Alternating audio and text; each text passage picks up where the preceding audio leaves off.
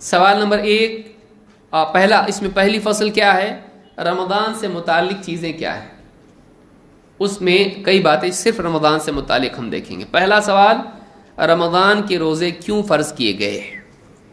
اللہ جو رب العالمین ہے، ساری مخلوقات کا رازق ہے، وہ چونٹی سے لے کے سمندر کی مچھلیوں کو اور آسمان میں اڑنے والے پرندوں سے لے کے زمین میں رینگنے والے جانوروں کو اور انسان کو رزق دیتا ہے، اور اس نے اپنے بارے میں بتلایا کہ وہ خیر الرازقین ہے، سب سے بہتر رزق دینے والا۔ وہ ہم کو کیوں بھوکا رکھنا چاہتا ہے؟ کیا اللہ کے پاس کھانا کم ہو گیا؟ کیا اللہ تعالی ہم کو ستانا چاہتا ہے، تکلیف دینا چاہتا ہے؟ کیا اللہ تعالی ہم سے ناراض ہے؟ یہ کیا ہے؟ سزا ہے؟ بھوکا رہو۔ جیسے دنیا میں بھی کسی کو سزا دینی ہوتی ہے، ماں بچے کو سزا دیتی ہے یا قیدی کو جیلر سزا دیتے ہیں، بھوکا رہو۔ تو کیا اللہ تعالیٰ یہ ہم کو سزا کے طور پر بھوکا رکھنا چاہتا ہے؟ کیوں؟ خاص طور سے غیر مسلموں میں یہ سوال پیدا ہو سکتا ہے کہ تمہارا رب جب تم بولتے ہو کہ ساری مخلوقات کو رزق دیتا ہے، اتنے اچھے مہینے میں تم کو بھوکا رکھتا ہے، تو رمضان میں تم کو بھوکا کیوں رکھتا ہے اللہ؟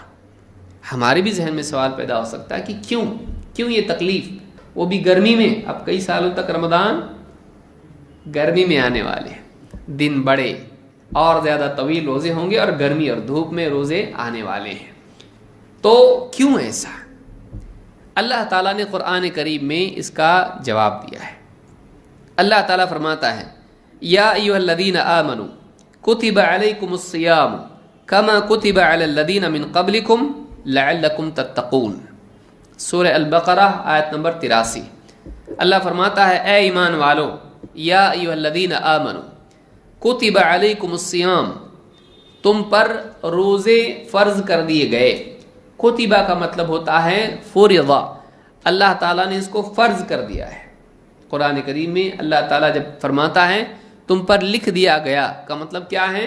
تم پر فرض کر دیا گیا، یعنی لازم ہے، چھوڑ نہیں سکتے۔ کتبہ کا مطلب ہے کہ تمہارے لیے کمپلسری ہے، اوبلیگیٹری ہے، تمہارے لیے لازم ہے، تم چھوڑ نہیں سکتے اس کو۔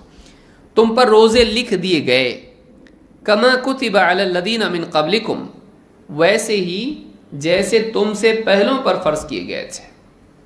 یعنی رمضان کی فرضیت، یعنی روزوں کی فرضیت کوئی جدید معاملہ نہیں ہے۔ ایسا نہیں ہے کہ امت مسلمہ میں یہ ہے، پچھلی امتوں میں نہیں تھا، بلکہ اللہ نے فرمایا یہ کوئی نئی چیز نہیں ہے، تم پر فرض کیے گئے، تم سے پہلوں پر بھی فرض کیے گئے تھے۔ یہود و نصارہ میں، اہل کتاب میں رمضان تھا، بلکہ اگر آدمی دیکھے تو تقریباً تمام قوموں میں، تمام ایسے ادیان میں بھی جو اللہ کی طرف سے نازل نہیں کیے گئے، ان کے ہاں بھی روزے کا کچھ نہ کچھ تصور پایا جاتا ہے، اس لیے کہ انسانیت ہمیشہ سے اس کو خیر مانتی آئی ہے۔ اللہ تعالیٰ نے ہر امت میں روزہ رکھا، تو اللہ نے فرمایا جیسے تم سے پہلوں پر فرض کیے گئے تھے۔ کیوں؟ لعلکم تتقون، تاکہ تمہارے اندر تقوی پیدا ہو، تاکہ تم تقوی شعار بن جاؤ، تاکہ تم پرہیزگار بن جاؤ، تاکہ تم بچنے والے بن جاؤ۔ تقوی کے معنی کیا ہے؟ تقوی کے معنی ہے بچنا یا بچانا، اپنے آپ کو بچانا دو چیزوں سے۔ اپنے آپ کو بچانا اللہ کے عذاب سے، لیکن کیسے؟ اللہ کے عذاب، اللہ کا عذاب کب آتا ہے؟ یوں ہی آتا ہے کسی پر بھی نہیں، اللہ کا عذاب آتا ہے گناہوں کے نتیجے میں۔ تو اللہ کے عذاب سے، اللہ کی ناراضگی سے اپنے آپ کو بچانے کے لیے ان کاموں سے بچانا جن سے اللہ ناراض ہوتا ہے اور عذاب آتا ہے۔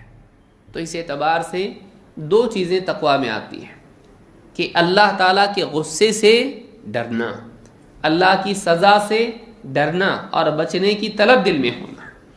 نمبر 2، ان کاموں سے بچنا جن سے اللہ ناراض ہوتا ہے، جن سے اللہ سزا دیتا ہے۔ لہٰذا یہ بات معلوم ہوئی کہ تقویٰ یہ نہیں ہے کہ لوگوں کے ڈر سے آدمی گناہ سے بچے۔ جیسے مثلاً ایک آدمی چوری کر رہا ہے اور چوری کرتے کرتے پولیس اس کو دکھائی دے اور چوری چھوڑ دے تو کیا یہ تقویٰ ہے؟ نہیں۔ کوئی آدمی شراب پینے کا ارادہ کرتا ہے اور اس کو کوئی پہچان والا آدمی دکھائی دیتا ہے، اپنی عزت کے لیے شراب نہیں پیتا ہے، چھپا لیتا ہے، سگریٹ چھپا لیتا ہے، تو کیا یہ آدمی متقی ہے؟ یہ تقویٰ نہیں ہے۔ اگرچہ وہ برائی سے بچا لیکن اس کا بچنا اللہ کی خاطر نہیں ہے، لہذا وہ تقویٰ نہیں ہے۔ اللہ تعالیٰ نے اس لیے دو چیزیں یاد رکھی، اس لیے روزے میں اس کی تربیت ہے۔ اللہ کے لیے رکنا، تقویٰ کیا ہے اس کو یاد رکھیں۔ کوئی آپ سے پوچھے تقویٰ کیا ہے بھائی، تو آپ موٹے موٹے الفاظ میں اس کو بتا سکتے ہیں، اللہ کے لیے برائی سے رکنا، اللہ کے لیے برائی سے رکنا، اس کا نام تقویٰ ہے۔ صرف برائی سے رکنے کا نام تقویٰ نہیں ہے۔ اور روزے میں اس کی تربیت ہے کہ رکنے کی صلاحیت تیرے اندر پیدا۔ اب ہوتا کیا ہے، دو میں سے ایک چیز ہوتی ہے، یا تو آدمی کہتا ہے اللہ سے اس کا ڈر نہیں ہوتا ہے اور آدمی گناہ کرتا ہے، جو بھی ہوگا دیکھیں گے۔ ایک تو ایسا بہادر ہوتا ہے، یا تو سرے سے اللہ کو مانتا ہی نہیں، یا پھر مانتا ہے لیکن باغی ہوتا ہے۔ تو ایک آدمی بے خوف ہو کر گناہ پہ گناہ کیے جاتا ہے، ایک تو یہ ہے۔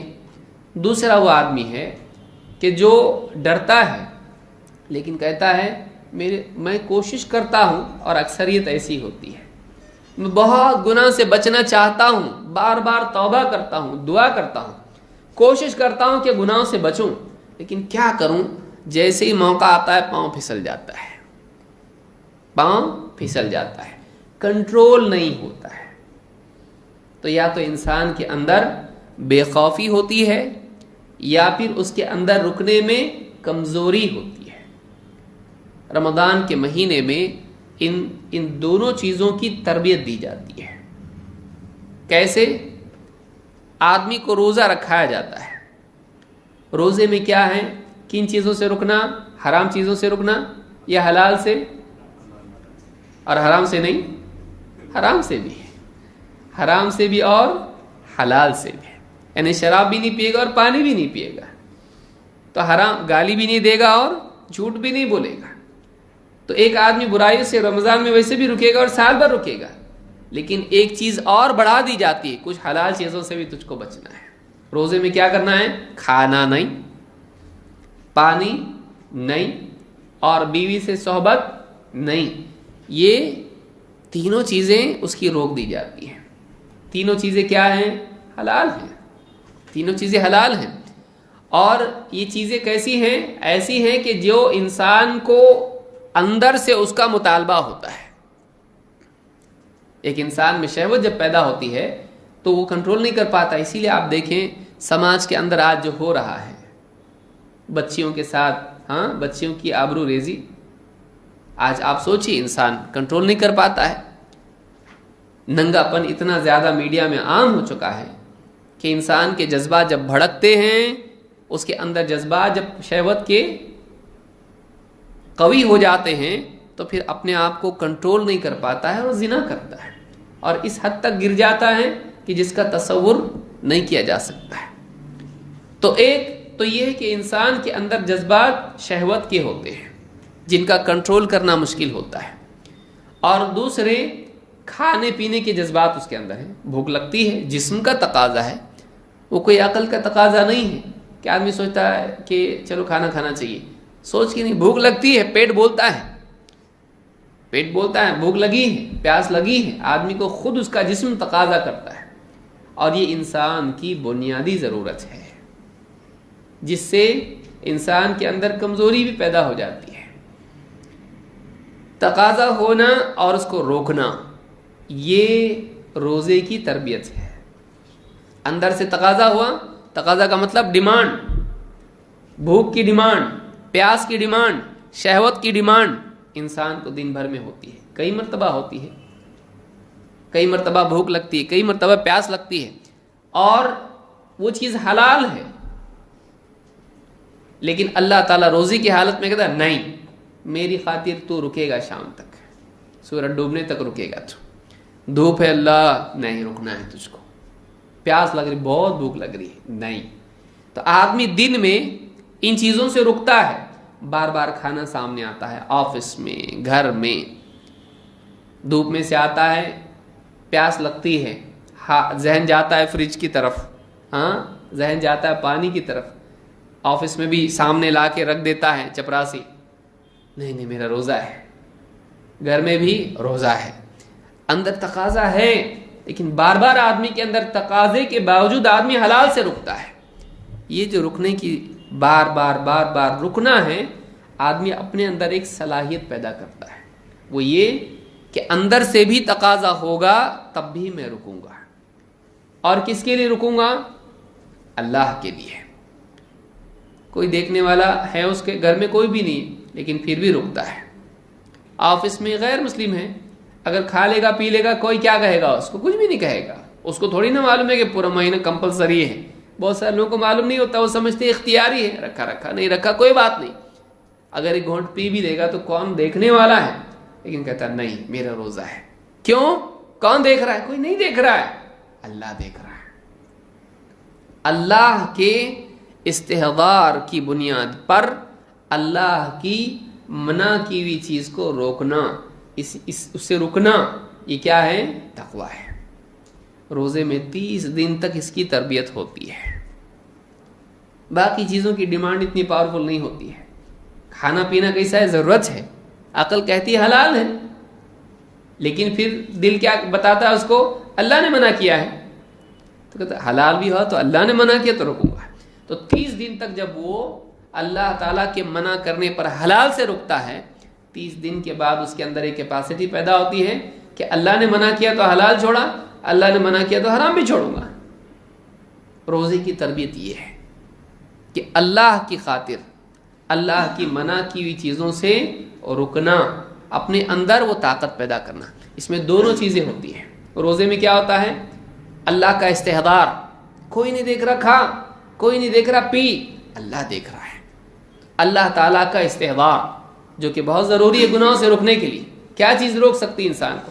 CCTV رہا تو کیوں رکتا آدمی چوری سے؟ کیوں رکتا غلط کام سے؟ ہے کہ نہیں؟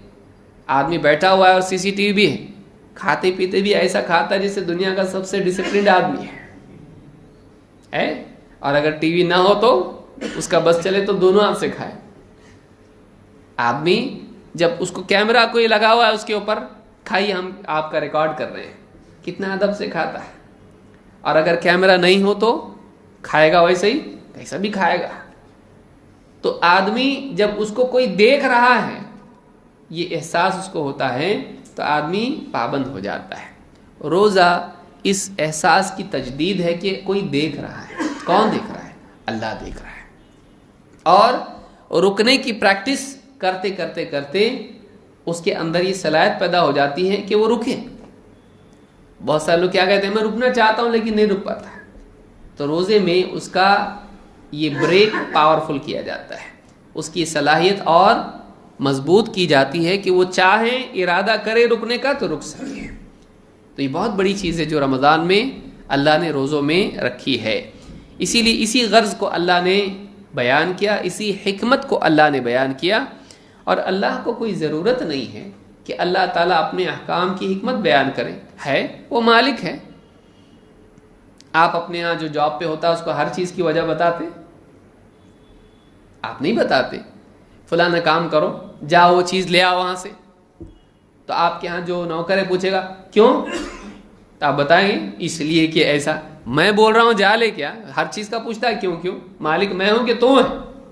مالک کون ہے؟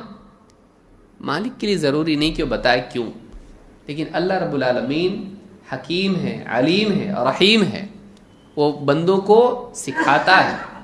وَيُعَلِّمُكُمُ اللَّهُ، اللہ تم کو سکھاتا ہے۔ لہٰذا اللہ تعالیٰ نے روزی کی حکمت بتلائی تاکہ بندے کی عقل میں یہ بات نہ آئے اللہ ایسے ہی خامخواہ بھوکا رکھ دیا ہم کو، نہیں، بلکہ اللہ تعالیٰ نے اس لیے ہم کو بھوکا رکھا تاکہ ہمارے اندر پرہیزگاری پیدا ہو، جس کو آپ دوسرے کہیں گے ڈسپلن پیدا ہو۔ سیلف ڈسپلن انسان کی کامیابی کی پہلی شرط ہے۔ اگر یہ نہیں ہے، دینی کامیابی چھوڑ دو، آپ دنیاوی کامیابی بھی نہیں ہو سکتی۔ دنیا میں اکثر ناکامی کی وجہ انسان کی زندگی میں بے اصولی ہوتی ہے، پابندی نہیں ہونا، چاہے وہ وقت کی ہو، چاہے وہ کسی بھی اعتبار سے ہو۔ ایک انسان جب ڈسپلن ہوتا ہے وہ کامیاب ہوتا ہے۔ لہٰذا روزہ آدمی کو ڈسپلن بناتا ہے کہ وہ اپنی، دیکھیے دو چیزیں انسان کی، ایک ہے اس کی جبلت اور دوسرے ہے اس کا علم۔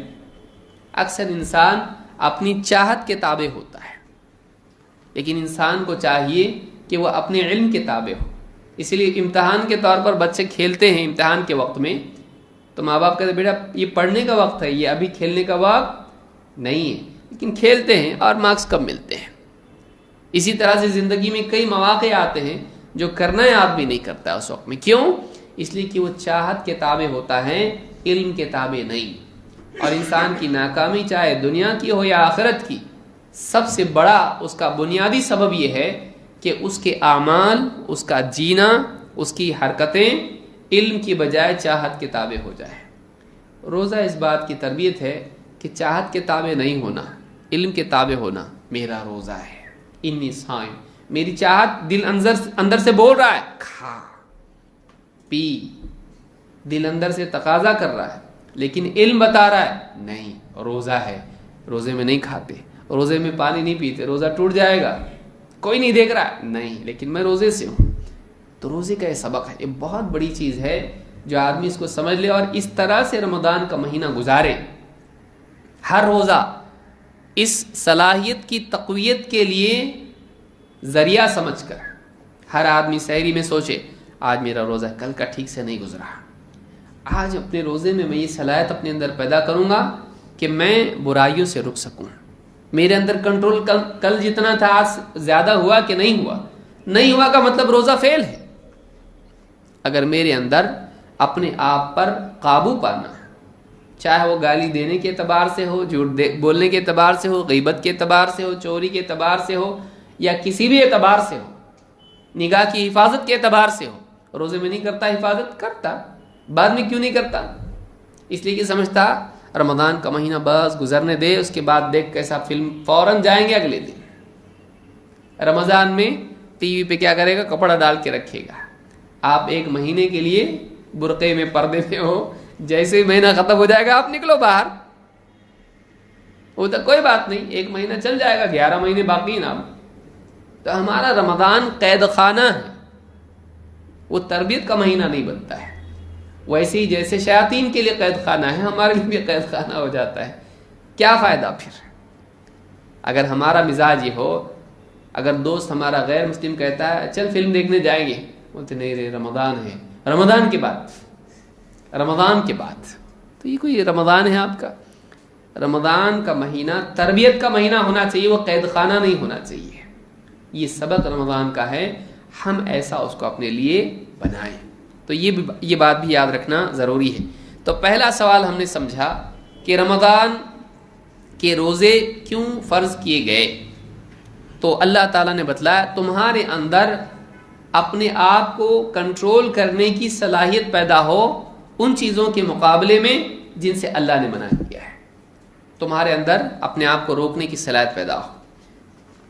امام البیضاوی کہتے ہیں لعلکم تتقون المعاصی، تاکہ تم گناہوں سے بچو، فإن الصوم یکسر الشہوۃ التی ہی مبدأها، اس لیے کہ روزہ شہوت کو توڑتا ہے جو کہ گناہوں کی شروعات اور ان کی اصل ہے۔ آدمی کی شہوت کیا ہے؟ گناہوں کا ذریعہ ہے، شہوت کی وجہ سے آدمی گناہ کرتا ہے۔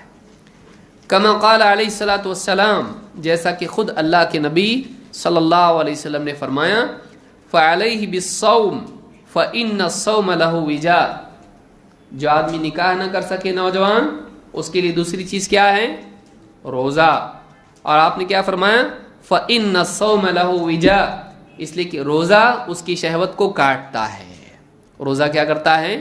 شہوت کو کاٹتا ہے۔